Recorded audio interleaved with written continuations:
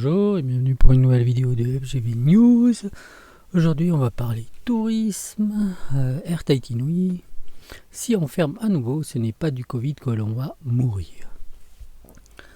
Michel Monvoisin, PDG de Air Tahiti Nui, est à Paris pour négocier une aide de l'État français. Il revient sur l'actualité de la compagnie. Donc on voit notre bel avion local, de la compagnie locale. Alors, pendant la crise, le ministre de l'économie, Bruno Le Maire, a déclaré que l'État était prêt à soutenir les compagnies, à condition que les actionnaires mettent eux aussi la main à la poche, explique Michel Monvoisin, le PDG de Air Tahiti Nui. Pour sa compagnie, c'est déjà chose faite. En effet, le 25 novembre, le Conseil des ministres de la Polynésie française, premier actionnaire de la compagnie, a voté une subvention d'équilibre de 67 millions d'euros. Cette subvention couvre les pertes de 2020 et devrait permettre à la compagnie d'être à l'équilibre en 2021, explique le PDG. Mais pour parvenir à un tel objectif, Air Tahiti Nui aimerait être aidé par l'État français. Nous demandons 20 millions d'euros à l'État pour assurer la relance, précise Michel Monvoisin.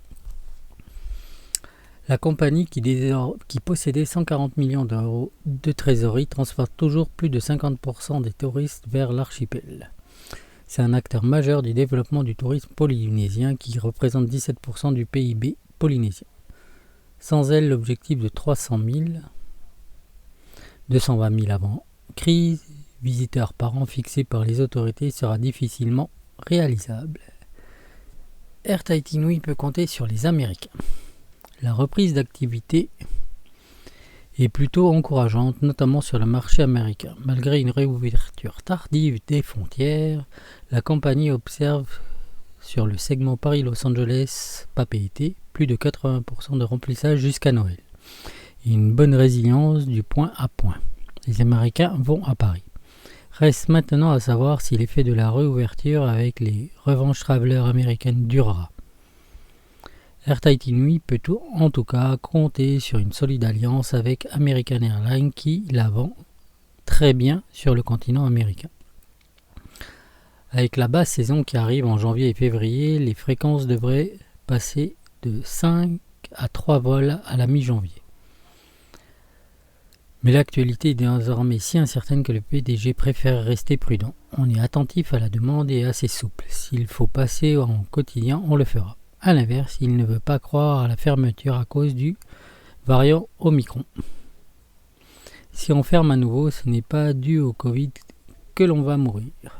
Alerte Michel Monvoisin. D'autant plus que la compagnie, toujours revendue aux 2/3 par les canaux indirects, compte toujours 2 routes importantes fermées depuis le début de la crise, une vers le Japon et une vers la Nouvelle-Zélande.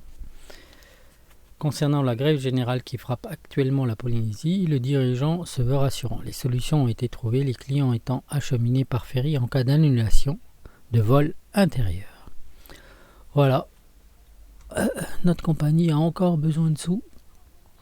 Donc, on espère qu'ils vont s'en sortir quand même. Ça fait du travail en plus pour tout le monde.